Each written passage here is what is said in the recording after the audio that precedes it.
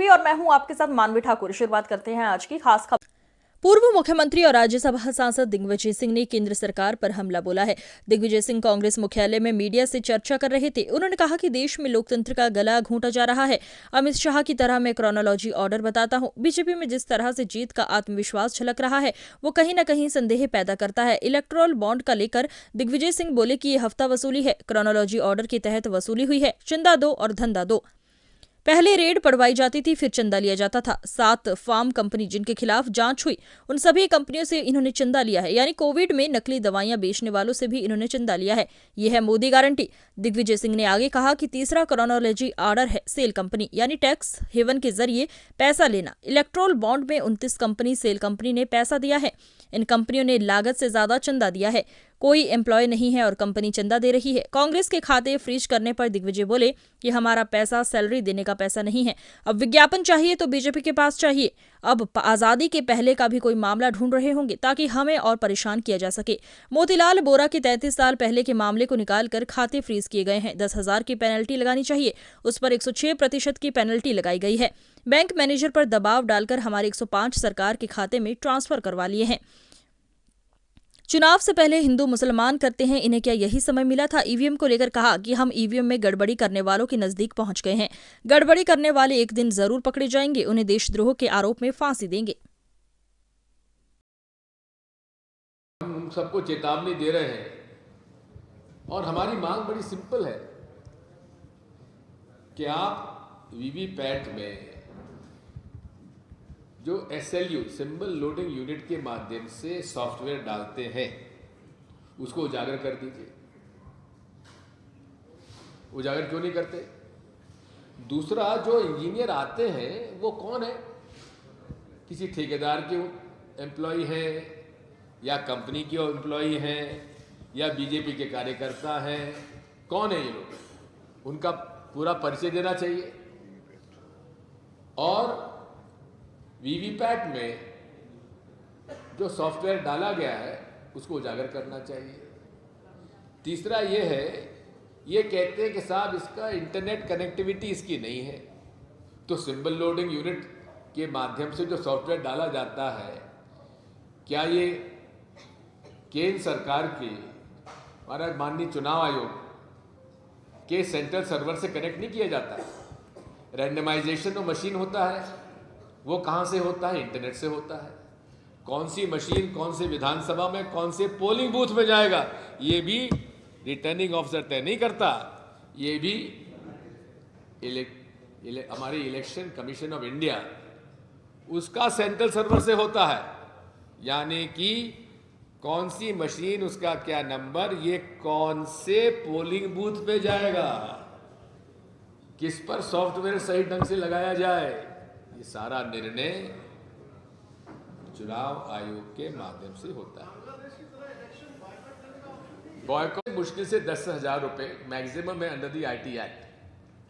10,000 का maximum penalty लगती है। उसमें उन्होंने 106% अधिक यानी कि 199 करोड़ का उन्होंने फ्रीज कर लिया। और इनकम टैक्स अधिकारी बैंक में जाते हैं, जो फ्रोजन हमारे अकाउंट है, जबरदस्ती 115 करोड़ रुपए बैंक मैनेजर से दबाव डालकर वो सरकार के खाते में जमा करा देते हैं। ये है किस प्रकार माननीय नरेंद्र मोदी जी और शहंशाह और शाह मिलकर इस मदर ऑफ डेमोक्रेसी का गला घोंट रहे हैं। साथियों, यहां तक कि क्राउड फंडिंग में जो पैसे इकट्ठे किए थे पार्टी ने पिछले 5 हफ्तों में, वो सारे भी फ्रीज कर लिए गए।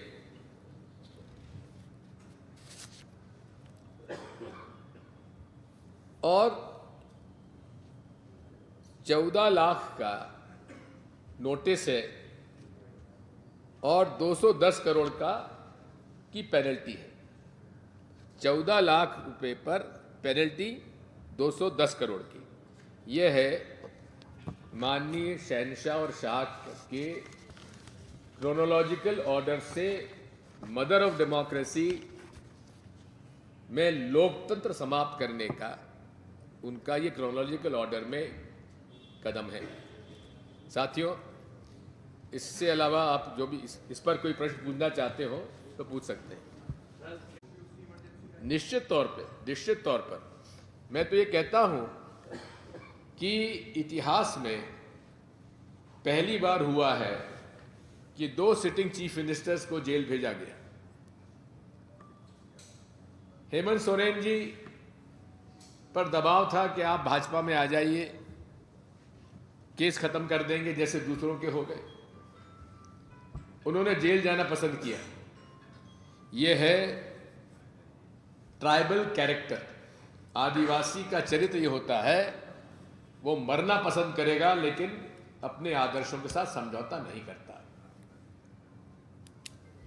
दूसरा, अरविंद केजरीवाल जी, उनका कसूर इतना था कि उन्होंने उनके नोटिस मिल जाने पर वो हाजिर नहीं हुए, उनको गिरफ्तार कर लिया गया। ये पूरे तरीके से विपक्ष को, उनका कसूर भी यही था कि वो इंडिया अलायंस पार्टनर हो गए और कांग्रेस और आम आदमी पार्टी दिल्ली में मिलकर चुनाव लड़ रही है। उनका भी यही कसूर था, हम उसकी घोर निंदा करते हैं। हो गया, थैंक यू।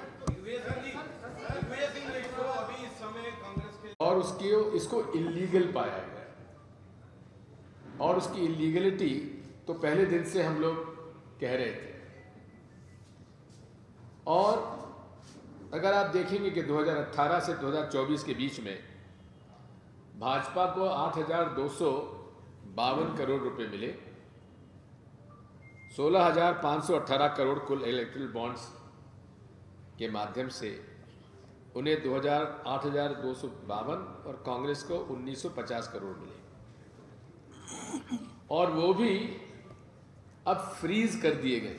फ्रीज मतलब आप उससे एक पैसा भी पार्टी चुनाव में नहीं निकाल सकती। अब ये भी प्रकरण सामने आए हैं कि जिन कंपनियों के नाम आए हैं उनका क्रोनोलॉजिकल ऑर्डर देख लीजिए। ईडी, आईटी, सीबीआई रेड करती है, वो कंपनी अपने इलेक्टोरल बॉन्ड खरीदते हैं और उन पर ईडी, आईटी, सीबीआई का जो भी केस है वो साफ हो जाता है। और इन्होंने 3 तरह से ये चंदा उगाया। एक, हफ्ता वसूली, एक्सटॉर्शन, तुम पर हमने रेड किया है, जेल जाओ या चंदा दो। और ऐसे कई प्रकरण सामने आए हैं जहां इनके रेड के बाद वसूली हुई है, क्रोनोलॉजिकल ऑर्डर से हुई है। और ऐसे 14 प्रकरण हैं जहां रेड हो जाने के बाद उन्होंने बॉन्ड खरीदकर चंदा भाजपा को दिया।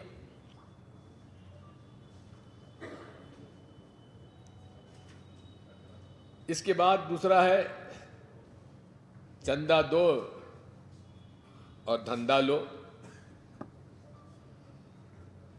4 लाख करोड़ के प्रोजेक्ट्स दिए गए, जिसमें लगभग 4,000 करोड़ का इलेक्टोरल बॉन्ड्स में चंदा उन्होंने वसूल किया। 4 लाख करोड़ को 243 प्रोजेक्ट, और उसमें 37 बिजनेस हाउसेस के डोनेशंस के हिसाब से हम लोगों ने देखे, वे काफ़ी काम हुआ है। साथ में एक ये बड़े एक स्कैंडलस है, दुख की बात है कि 7 फार्मास्यूटिकल कंपनीज जिन पर की इन्वेस्टिगेशन चला था नकली दवाइयों का, cough syrup, blood pressure medicine, कोविड-19 ट्रीटमेंट, रेमडेसिविर इंजेक्शंस, उन सारी इन्वेस्टिगेशन के कंपनी से इन्होंने चंदा लिया, ये भी उससे प्रमाणित होता है। यानी कि कोविड में जो दवाइयाँ बांटी जा रही थी, नकली दवाइयाँ, उन दवाई बनाने वालों से भी चंदा लेकर उन्होंने उनको भी छोड़ दिया। ये है मोदी गारंटी। मोदी गारंटी है हफ्ता वसूली की, मोदी गारंटी है चंदा दो धंधा लो, और उसके बाद तीसरी श्रेणी आती है शेल कंपनीज। ये शेल कंपनी क्या होती है? बोगस कंपनीज, जिनके माध्यम से टैक्स हेवन से पैसा आता है और उन कंपनीज में चला जाता है। धन्यवाद मिश्रा जी। साथियों, देश में किस प्रकार लोकतंत्र का गला घोटा जा रहा है, उसका क्रोनोलॉजिकल ऑर्डर से मैं, आज की क्रोनोलॉजिकल ऑर्डर अमित शाह जी बहुत बताते हैं, तो उसी तरह से मैं भी क्रोनोलॉजिकल ऑर्डर से बताना चाहता हूं कि इस देश में 2014 से लेकर आज तक जो चुनाव हुए, पूरे देश में एक जनचर्चा है कि ये जो मैंडेट जनता का मिला है वो कहीं ना कहीं गड़बड़ है, और कई प्रश्न ईवीएम के ऊपर उठते हैं, जिसका जवाब माननीय चुनाव आयोग देता है, न सरकार देती है, और इनका जो अति विश्वास झलकता है। 2014 में कहा कि हमको 272 से ऊपर सीटें मिलेंगी, 284 आई। 19 में कहा 300 पार, 303 आई। अब कह रहे हैं 400 पार। ये इस प्रकार का उदाहरण हमने को कहीं और देखने को नहीं मिलता। लेकिन हाँ, ये आत्मविश्वास जो झलक रहा है, ये शुद्ध रूप से कहीं ना कहीं हमें शक पैदा करता है। तो chronological order number 1 EVM, chronological order number 2 electoral bonds. अब इलेक्टोरल बॉन्ड्स में भी जो आंकड़े सामने आ रहे हैं, मैं धन्यवाद दूंगा और बधाई दूंगा माननीय उच्चतम न्यायालय को, जिन्होंने इलेक्टोरल बॉन्ड्स के केस में बड़े साहसिक ढंग से इलेक्टोरल बॉन्ड्स की सारी जानकारी निकालने के लिए सरकार को बाध्य किया।